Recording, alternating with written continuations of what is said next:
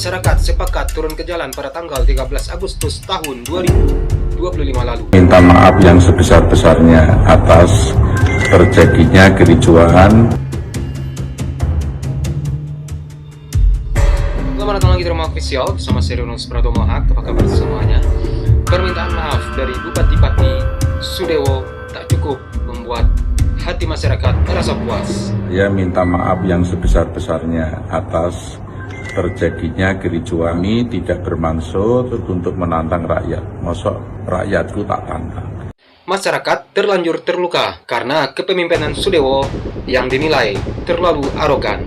Masyarakat sepakat turun ke jalan pada tanggal 13 Agustus tahun 2025 lalu. Tak main-main, jumlahnya mencapai ratusan ribu warga. Seruan mereka kompak, Sudewo harus lengser dari jabatan sebagai Bupati Pati. Itu bukan hanya karena suatu persoalan, tetapi sederet kontroversi dari Sudewo yang membuat rakyat jengah dan tak mau lagi diam dan memilih untuk melawan. Salah satu kebijakan dari Sudewo yang dikeluhkan oleh masyarakat adalah soal kenakan pajak PBB sebanyak 250%. Yang protes dari warga waktu itu dijawab dengan tantangan oleh Sudewo. Seruan warga disikapi langsung oleh DPRD Pati. Mereka sepakat membentuk pansus hak angket pemakzulan Bupati Pati. Danu Iksan, Sekretaris Fraksi PDIP DPRD Kabupaten Pati, menambahkan semua fraksi setuju pembentukan hak angket itu. Keputusan tersebut menjawab tuntutan masyarakat yang melakukan aksi di depan kantor Bupati hari ini. Setelah pansus dibentuk, maka prosesnya akan berjalan. Nantinya, pansus akan menyampaikan sebuah rekomendasi untuk dibawa ke paripurna. Dan jika disetujui, maka rekomendasi itu akan diteruskan ke Mahkamah Agung. Jika MA memutuskan bersalah, maka akan dikirimkan pemberitahuan tersebut ke Presiden dan Mendagri agar orang yang dimaksud diberhentikan. Dan di Indonesia, inilah sederet kepala daerah yang pernah dimakzulkan.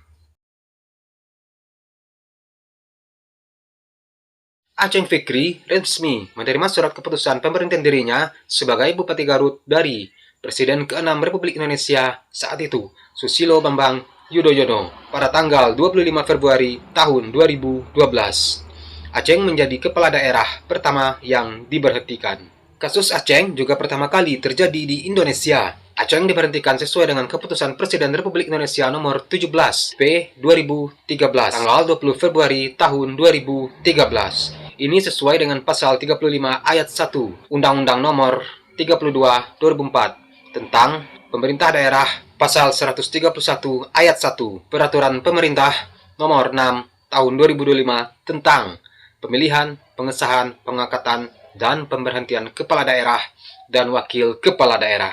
Kasus yang membuat Aceng digulingkan oleh rakyatnya sendiri juga pertama kali terjadi di Indonesia. Masyarakat Garut kala itu menuntut DPRD untuk menggulingkan Aceng karena menikah kilat dengan seorang gadis yang berusia 18 tahun yang bernama Fanny Oktora hanya dalam waktu 4 hari. Aceng menceraikan Fanny hanya lewat pesan singkat. Ada aja kelakuan kepala daerah, nikah cuma 4 hari.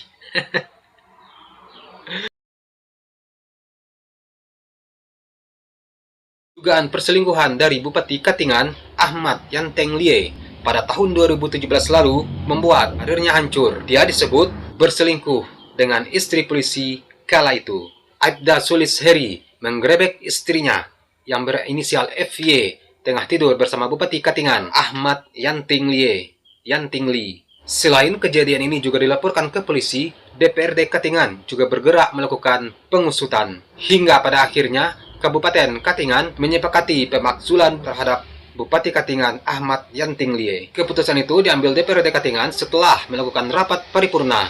Rapat itu membahas hasil kerja panitia khusus terkait dengan dugaan perbuatan tercela serta pelanggaran etika dan perundang-undangan oleh Yanteng Lie selaku Bupati Katingan. Yang keputusan itu kemudian dibawa ke Mahkamah Agung guna meminta fatwa menyepakati pemakzulan terhadap Bupati mengenai usulan pemberhentian ini. Dan barulah selang beberapa hari kemudian Mahkamah Agung atau MA mengabulkan permohonan pemberhentian Bupati Katingan Ahmad Yanteng Lie yang saat itu telah berstatus sebagai tersangka kasus perzinahan. Cahyokumolo, Menteri Dalam Negeri waktu itu, resmi memberhentikan Wakil Bupati Gorontalo, Fadli Hasan. Ini berawal dari laporan salah satu warga ke DPRD Kabupaten Gorontalo terkait dengan dugaan kecurangan dalam proses tender proyek rencana tata ruang wilayah di Kabupaten Gorontalo. Fadli terindikasi terlibat permintaan fee sebesar 30% dari nilai proyek.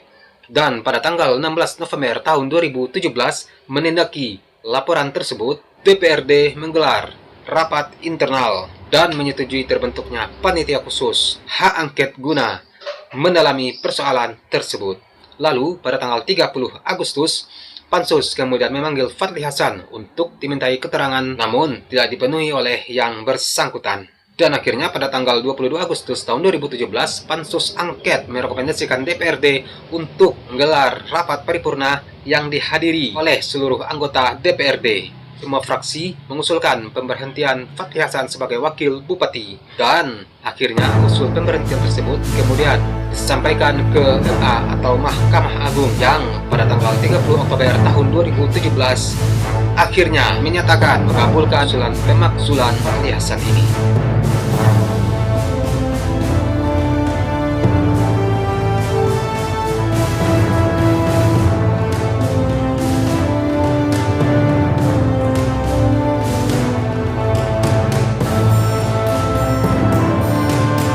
Yang pertama, saya minta maaf yang sebesar-besarnya.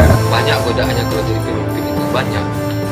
Udah banyak lingkaran di situ, itu banyak kali godaannya sih. Oke, sekian video hari ini. Akhir kata saya Ronald Supratomahat. Salam sayang Tuhan sampai Anda dan sampai jumpa di video selanjutnya. Peace.